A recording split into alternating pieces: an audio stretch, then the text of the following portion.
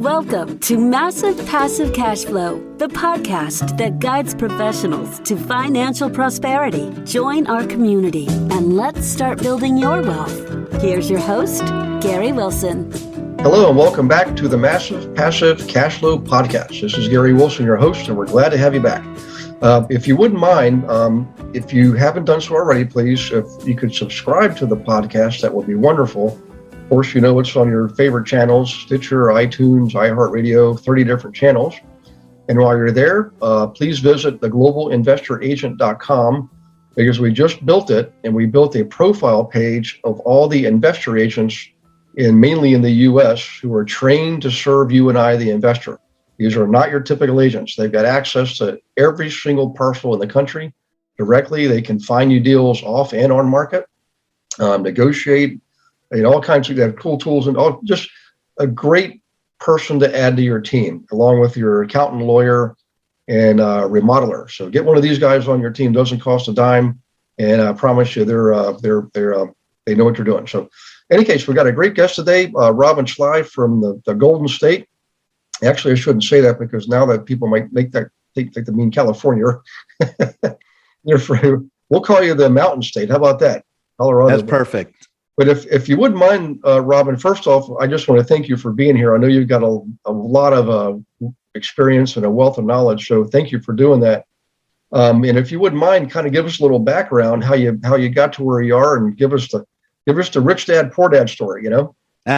Everybody's got a rich dad, poor dad story, don't they? Yeah. So we all start somewhere, right? There's some time where we get into a market or something new, or we know nothing, and just kind of grow from there. But I started my career back when I was going to college. I was 18 years old, didn't have a lot of money for college, had to kind of figure out how was I going to make ends meet? How was I going to pay for school? How was I going to basically, make my way through school? And so I found real estate at that time. I was 18 years old. I bought my first house at that time. I had a chance. I could either go to campus, spend my money, live in the dorms, or I could buy a property. So I bought a property. I rented out the rooms in the property. Doing that actually paid for the mortgage, which was a great thing. You got somebody else paying your rent, so I didn't have any cost for housing while I was there. When I got done with school, I sold the property and I doubled my investment. And so at that point in time, I was thinking, wow, this real estate thing there might be something to this. So I moved to Kansas City, Missouri, and I started like a lot of people started. I was buying and flipping homes. I'd go in, of course, and buy a house, fix it up, flip it, make money, go find another house, fix it, flip it. And it was kind of that rinse and repeat, where you kind of did the same thing over and over. But the problem with that was there's no passive income to that. You're always looking for that next deal. You're always thinking, what do I need to do next? How can I get out in front of the next house? How can I get out in front of the next deal? And there was just no passive revenue to that. So when you do stuff like that, you're creating more of a job than you're creating a revenue stream or a passive revenue stream. So that's when I decided to do something a little bit different and got into the short-term rental business. Because, when you're looking at vacation rental properties, which we do a lot of now, it's just a very different investment structure where you are getting those passive revenues. You are holding onto a property. You're not constantly burning and turning, trying to get to that next deal.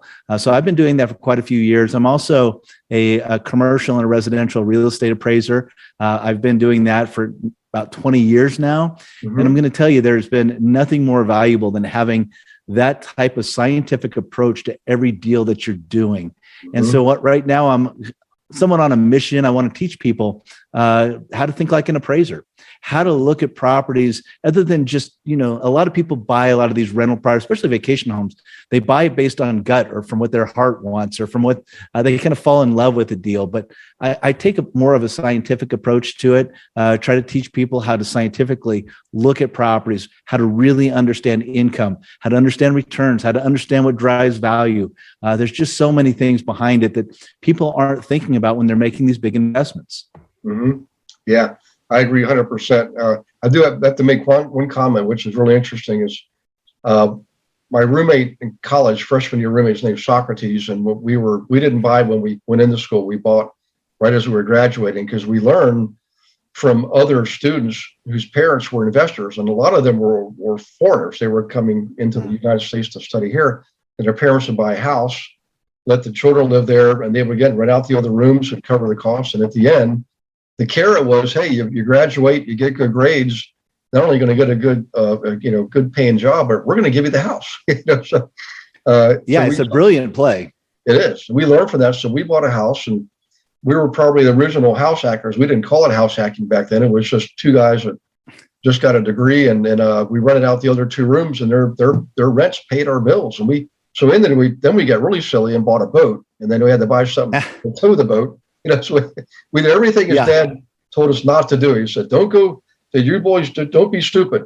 Buy something that's going to make you money." And we eventually did listen. But anyway, it's an interesting story, and I appreciate the fact that you're into the short-term rentals. But if you wouldn't mind, let's dig into that a little bit, because nowadays there's so many exit strategies for owning real estate. The traditional rental a family. Every year you get a new lease, and you've got office space, retail space. But in residential, things have really gotten interesting just in our generation. There's Airbnb, VRBO, all kinds of, and there's even other sectors that people didn't even talk about. But if you wouldn't mind, let's dig in on some of that and kind of enlighten us, if you wouldn't mind, on maybe some of your experiences. Yeah, no, absolutely. Be happy to talk about it. And like you said, things are very different than they were even 10 years ago. What we've got available for technology. I remember when I first got into these markets and looking at investing in homes, we used to put a lockbox out on the door and put a key in there, and then somebody did have to call, and there was just so much that you couldn't do, especially when you had a vacation property, because these vacation properties, they're not typically in your backyard. They might be 2 hours away. Heck, sometimes they might be 3 states over. But with technology now, you can do so much more from wherever you're at, whether that be, putting a lock on the door that you can actually pop the door open from 3 states over. Heck, you could be down in Costa Rica and you could pop the door open, changing codes instead of keys, the stuff that's happened on the internet, the resources to be able to get your properties in front of people is tremendous now, where you just didn't have those opportunities before. And I know it's a really big growing sector, and I know there are municipalities and such that aren't very happy about the short-term rentals. They're trying to limit it. There's a lot of restrictions. So it's really important, of course, to be able to make sure when you're going into these markets that you really look into what the regulations are in each municipality. But when you find those municipalities that are favorable to short-term rentals, and you can find, using these scientific approaches, again, looking at a property or looking at a market from more of an income-based decision-making process versus a passion-based or a emotional-based perspective, you can really, really do good in some of these markets. Yeah, I agree 100%. What we've figured out is, in addition to all the websites that are available, just looking at history, as far as income, expense, and profit and loss on these properties. When you have an area that's like where you are in Denver and another, Orlando, Florida, it's like, I guess what I'm getting at is it's not just a one trick pony. You have destination travelers who are coming out there to ski and whitewater raft and mountain bike, all kinds of stuff. But it's also a decent sized business center. So you've got business travelers, Same thing in Orlando. Of course, you've got Disney World and Universal and all that fun stuff. But it's a business center too. So we figure that if we can appeal to those two sectors, sometimes you get the destination traveler on the weekends, and then during the week you have a different rate for the business travelers. But also it's year round, so you're not just stuck with like a New Jersey beach that's only going to be active 3 months out of the year, and it's not a big town, so it's not a business center. These areas you can really be strategic in your investing and get a lot more bang for your buck. I mean, have you kind of seen the same thing in and around the Denver area? That's really, it's a year-round destination area and a business traveler area. Yeah, and you get it when you're looking at these things. Of course, year-round is great. When you're talking about saying being in a non-resort type area, of course, most of the resort areas you get into seem to be, you get that seasonality. But to take for the mountains for an example, you get up into the ski areas of Colorado, which are some beautiful areas. You know that you're going to be very busy during the ski season, probably at 100% occupancy. You're probably going to be 80+% occupied during the summer months. But then there's maybe about 3 or 4 months that you're probably not going to attract many people unless, like you said, they're coming in for business or you have something to offer there. But I've always said it's okay to have vacancy, right? As long as you understand your vacancy, when it's going to be occupied, when it's going to be vacant, and you take that into account in your cash flows. So, that's the same thing about price points. A lot of people look at the price points on a property, and there's not any difference between a $500,000 property and a $2 million property if the cash flow works. If you can actually go into it, lay it out, look at the historics, like you said, the historical expense data. There's so much historical data that you can be very precise when you're doing your pro formas to look at what your top line revenues are going to be, really get a good occupancy rate for the marketplace, and then be able to take out your expenses and find out pretty accurately what the returns are going to be on that property.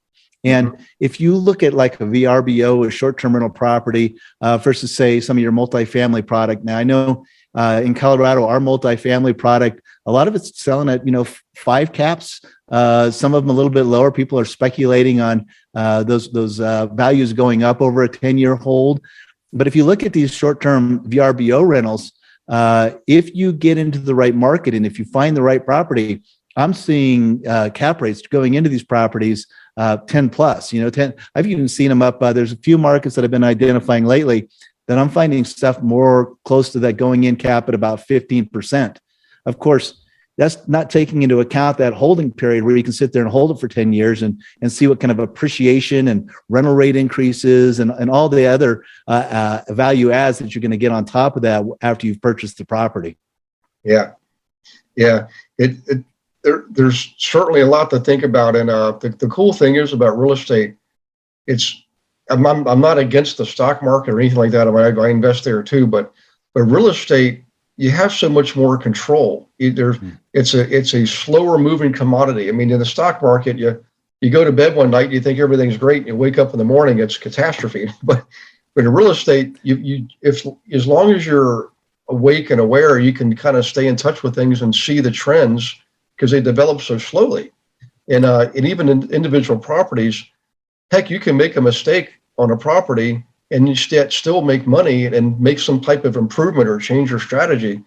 It's the only commodity I know that we can do those kind of things. So I really learned to relax after a few years. In the early years, I would get stressed out over things, but I realized, what, the house is still there. It's a physical, tangible asset that generates revenue. It doesn't get any better than that. So. No. And where you can wake up and your stock could be zero tomorrow. Yeah. I can guarantee you that your real estate will never be zero. Yep. I mean, it's one of those things where you do have some built-in, you've got something tangible there, something sellable. So, it reminds me of the worst deal that I ever did. And that was when I was back buying and flipping. I had bought this property and it was one of those properties that everything went wrong on the flip. I mean, it was every expense that you weren't expecting, from the sewer line being bad to we dumped so much money into this property, and it was just an experience where you get done and you're just shaking your head, right? Yeah. But we still walked away from that $15,000 positive, right? Yeah. Even in the worst case scenario, we still came out ahead on the deal. And so unlike a stock where, you could wake up tomorrow and recovery could be next to impossible. It seems like real estate is definitely more, it's not as liquid, of course, as being able to sell that stock with the push of a button. But at the same time, the risk to it is just much lower, in my opinion. Yeah. You want to hear something interesting, Robin? Somebody asked me this question recently, and I started investing in January 1986, so it's been 36 years now. Hard to believe it's been that long. And I've been teaching literally since, for about 20 years, people how to invest, teaching agents how to work with investors. And so I got this question, can I think of a property that I regretted buying, or how many properties I regret buying, or what was my biggest regret? And I said, what's funny, guys, I actually don't regret any of the properties I bought. There were some ones that surely gave me a lot of gray hair, but what I regretted was the ones I sold. Every one I can think of, I said, gee, I hung on to that one. How much would that be worth now? So everybody listening, take that to heart. Just look at history, and, as long as you're patient and you're somewhat disciplined, it really is a very forgiving commodity. I mean, if you give it enough time, you're going to make money. It's just like I can't ever use the word guarantee, but I would say it's pretty much a mathematical certainty. So yeah. Well, yeah. and the longer, I mean, I was just in Charleston, South Carolina, and I was with another valuation professional out there, and he took me by his old childhood home when we were there. It was kind of down by the Battery Park, and he took me down there and he showed it to me, and he said that his family sold it back in about 1988, I think it was. They sold it for, I want to say it was like $70,000-$80,000, and he was talking about how at that point in time, how much money that was, and his dad thought he was getting such a good deal. And but we saw when we drove past that home, there's a for sale sign in the front yard, and that same property was for sale right now for $1.5 million. Wow. Right? Yeah. And you think about that long term with real estate, just go back and look at historical trends. Real estate's always going to cycle. There's always going to be the up cycles and the down cycles, and it's always important to buy right. But these long-term holds, real estate is never, ever long-term done anything but go up. Right. Absolutely. Yeah. Well, I tell you, you mentioned Charleston. It's actually one of my favorite areas. But as far as geography, do you also look in other states, or do you work with people, invest jointly in other states? Or I've noticed there's been a real trend also in the last generation, and probably because of what you mentioned, it's the proliferation and access to systems and data, that just makes it so much easier. But what are your words of advice when it comes to investing in other states outside of where you live? I would say number one, just don't fall in love with where you're investing. And that's kind of hard to do, and I'll tell you, I'll give you another example. I've always loved going out to Manhattan Beach, California. It's one of my favorite places to go. It's got my favorite bar there. It's got my favorite spot on the beach there. And, every time I go out there, it's like I've always wanted to have a place out in Manhattan Beach. Yeah. But as soon as you start to run the numbers and you start to look at the market itself to see what kind of returns you're going to have, it just doesn't pencil out. You can sit there and look at it, and the returns on your investment, on your cash investment, for me, it just has not been worth going into that market. So I don't invest in just Colorado. I invest in a lot of different places throughout the United States. And for me, I'm looking at really high potential markets that I could, number one, not just have some really good short-term returns on my investment, but have some really good long-term returns also. And I look at so much historical data. When we go in, I've got about 7 points that I always look at when I'm looking at a market to see whether or not I want to invest in that market. And one of them, you got to look at the amenities of the market, of course. People love the amenities. You got to have good amenities, and that's different for everybody else. I mean, somebody might love the beach, where another person might be there to golf, or another person might be there for the art museum, where another person might be there for the rest. I mean, everybody's got a reason why they're going somewhere. Right. But if the more complete package of amenities that you have, of course, the bigger your pool of potential renters, and the bigger the pool of renters, the more you're going to be occupied, which is a good thing. We look at affordability, like in Manhattan Beach. Affordability didn't make any sense out there. We'd have to pay minimum probably about $3 million for a decent, not even a great Airbnb to put in there. But they're getting $400 or $500 a night, and you just the income dynamics don't work out. So the affordability is not there, and affordability is not necessarily the cheapest. You can't equate affordability and cheap. It's just kind of how much rent can you get to the amount that you get to pay for the property. You got to look at demand. You got to look at the zoning regulations. You got to look at, I like to look at revenue growth. Have rents been going up, or they've been going down historically in that market? Right. The seasonality, you talked about seasonality. How much am I not going to be able to rent this during the season versus being occupied? And then the other thing I like to look at is property value growth. Because again, we were thinking about what is this going to sell for in 10 years to add to my overall return on my investment over that holding period. So community-wise, I don't like to look in any one place, but when I find a good market where I feel like we've got high potential and then we start to get good returns in a market, I will double down in that market. I'll triple down in that market, and I'll buy multiple properties to get some efficiencies in what we're doing also. So I would always tell people, don't feel like you have to buy in your backyard. You don't have to do that anymore. You can get a good group of people on the ground to do your cleaning, to check in on the property, use all this technology that we have now, and go to where you're going to get the returns. We'll be right back with the Massive Passive Cash Flow podcast after I invite you to Monday Night Live. Every Monday night, 7 p.m. Eastern, I teach a class without fail for you on subjects ranging from flipping to buying rentals, managing rentals, wholesaling, commercial, creative purchasing techniques, analyzing properties, identifying properties, hundreds and hundreds and hundreds of subjects. And if you are a licensee, if you have a real estate license, you should definitely tap in, because there are a lot of investor agents also in the class. Many of them are on the global investor agent team. So you can learn from them as well as from me how to actually work with investors correctly and profitably.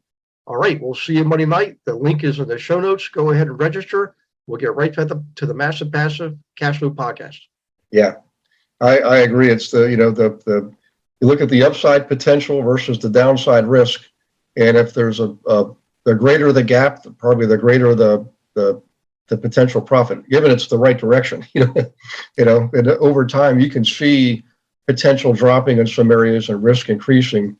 But most of the areas in the country in the last 10 years, and I say most because not all of them, have really done a great job of improving their infrastructures and the building along the waterfronts and just being really smart and intelligent with what they've got.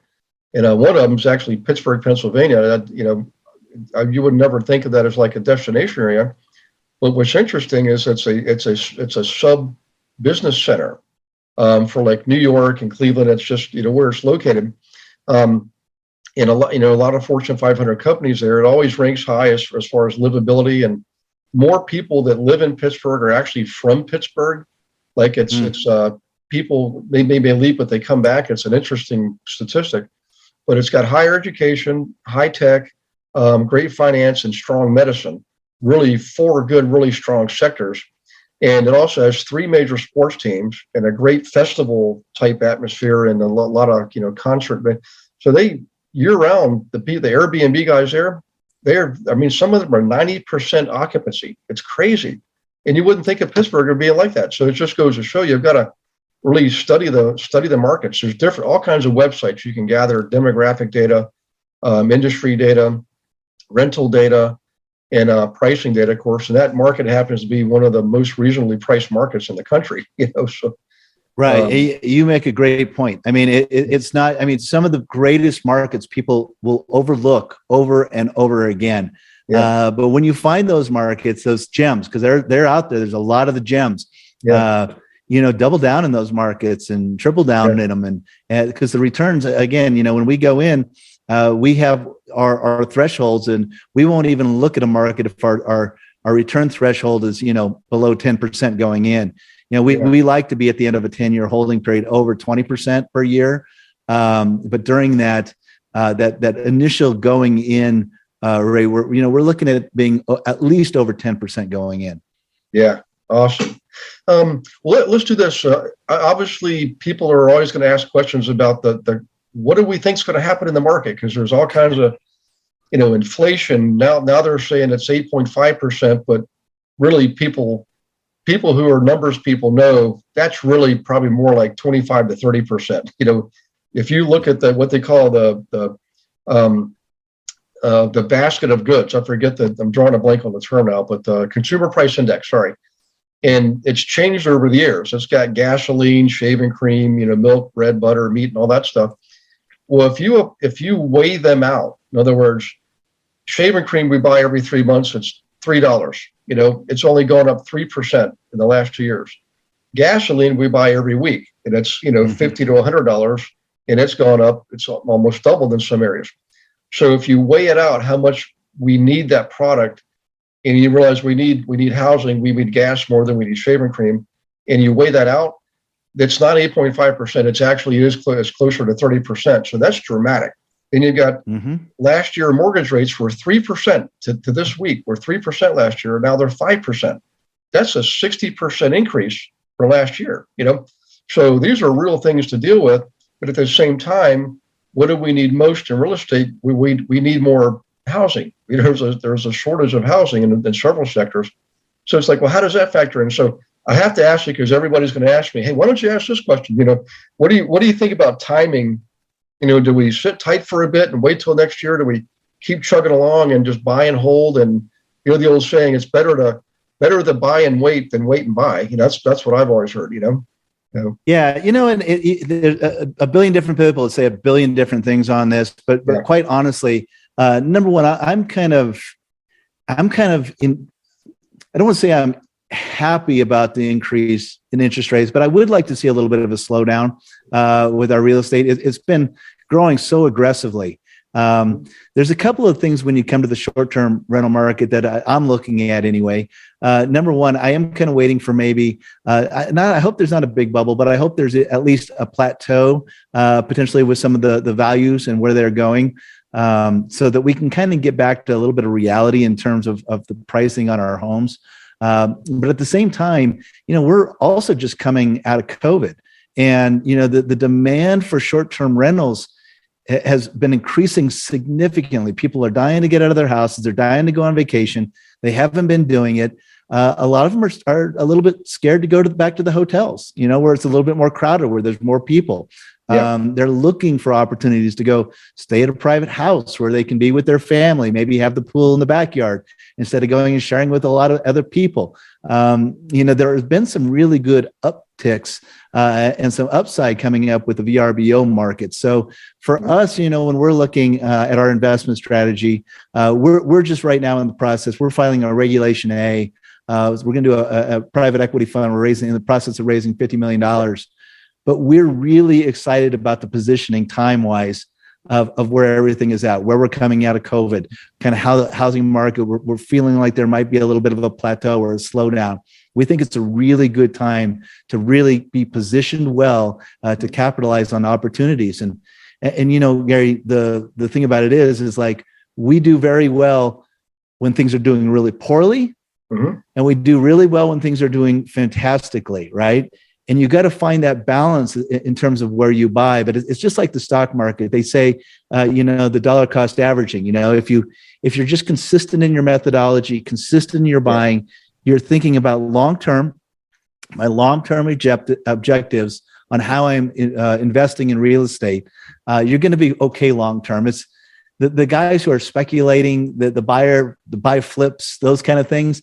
That's a little bit tougher of a market with what's going on with interest rates.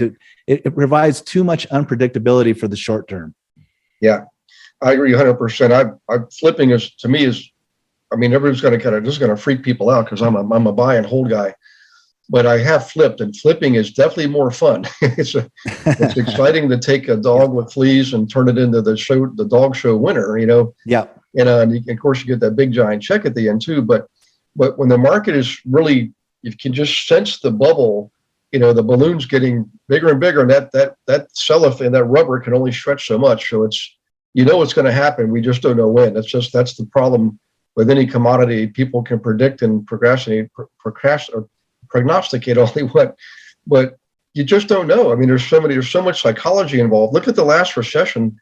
It was being called for 5 years before it actually hit, Yeah. Granted, there was other circumstances involved, like fraud, but really, that's unique. I mean, this one's looking like a good old fashioned, regular, correction coming our way, and I'm starting to see some of the signs of it in certain markets.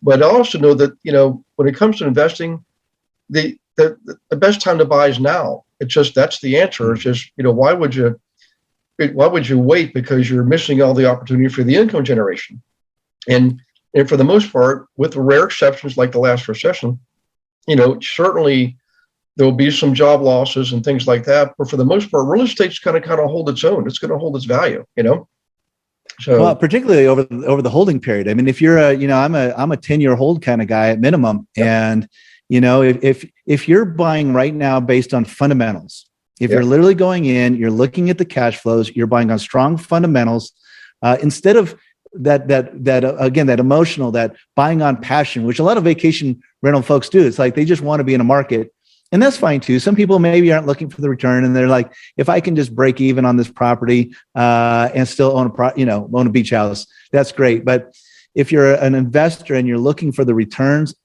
and you're strong on your fundamentals,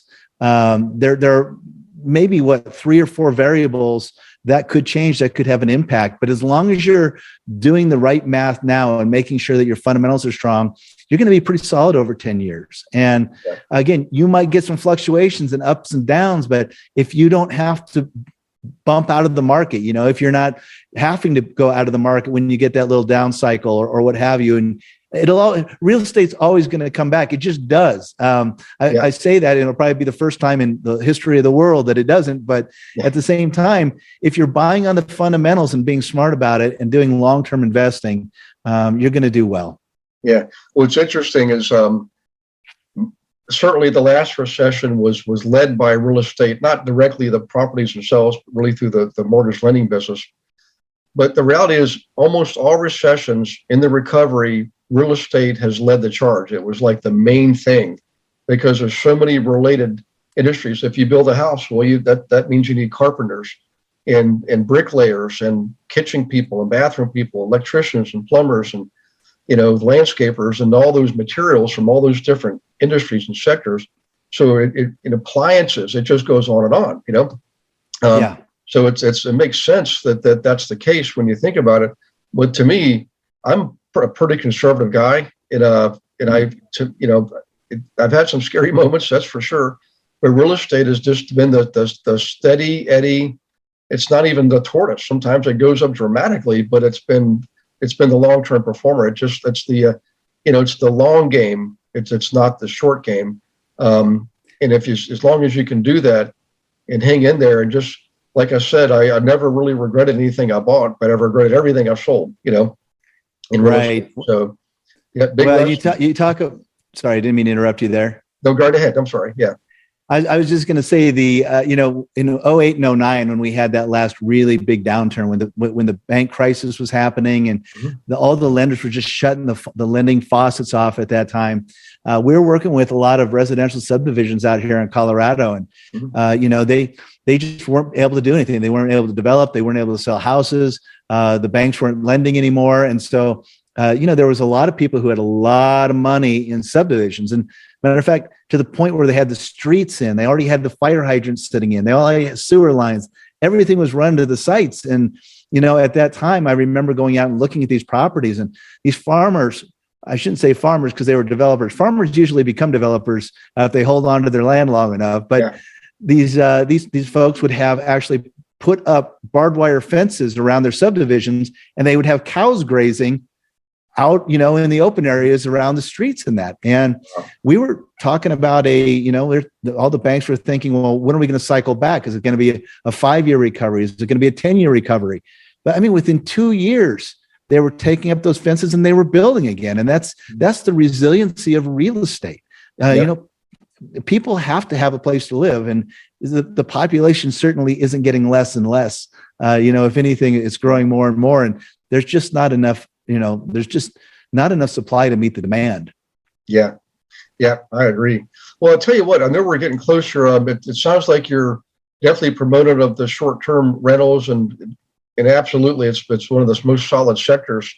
But going forward, any advice in what, like if you were a listener, what would be a really good question for them to ask? I mean, we'd typically ask, hey, what's your favorite words of wisdom? But given the way things are, and I know people turn on the television, they'll see, whether it's Fox or CNN, they're going to see, 2 different interpretations of the same news, and one version will scare this crowd, and one version will scare that crowd. But the reality is the facts are the facts. So, but what would you suggest to people? And by the way, how can people get a hold of you if you're okay with that? I mean, a website, anything like that they can tap into and maybe participate in some deals with you if you do that, Yeah, no, I'd be happy to. My website, if people want to find me, it's at gorodman.com. People can never spell my last name, so we've always used gorodman.com. But there's a lot of information I have on that website. I give away a lot of free information. If people are interested in learning how to do this, I'm always happy to teach. I kind of feel like you get to a point in life where you've been so blessed with so much knowledge and opportunity that at some point it's good to take that knowledge and pass it on down to people. So if people want, they can go to my website. I've got a whole bunch of free information there. I got free tools. I got a community that they could be involved in, an investment community, opportunities. But in terms of just pure advice, be a smart investor, be a knowledgeable investor, understand the income dynamics. And I know I come from a valuation background and an appraisal background. And so I'm a numbers guy. And for me, you will make so much more money if you go in, you really analyze the opportunities, you really analyze the data, and understand exactly what it is you're investing in. It's amazing to me how so many people just go, well, I think I can make some money on this and do deals. Instead of going, well, exactly how much can I return? What's my cap rate going to be if I buy at this? What's my upside? What's my downside? Understand the fundamentals. If you understand the fundamentals, you are going to reduce your investment risk significantly. You're going to find much better deals. You're going to have so much more upside. So I always tell people, think like an appraiser does. We have appraisers that do so much work out there. They come out and they do their work. I can't tell you how many people will get an appraisal product and look at it, not really understand the processes that appraiser used to get there. But I always tell investors, it's like, it would suit you so well to understand the techniques and what goes into this to make sure that you can make your property as valuable. You can find the value adds. You can outperform the market, right? Once you buy the property, after that, the next thing is, how can we go in and outperform what other people are doing in the market? Make it your business. Don't make it something that's maybe a personal pet project. Right. Whatever you're doing, make it your business. Yeah, I agree. We have a motto. It's the right education plus the right information plus the right action will inevitably lead to the right results. And it's just everything you said is spot on. You get the information, and if you get the education, you'll show you how to find and use the information. And then the action is almost a foregone conclusion. So I agree 100%. You just be persistent, keep swinging the bat, folks. And, even if swinging the bat means just do some analysis on 10 properties, you might buy any, but be in the game, immerse yourself, be like a business, feel, think, speak, and act like a business person.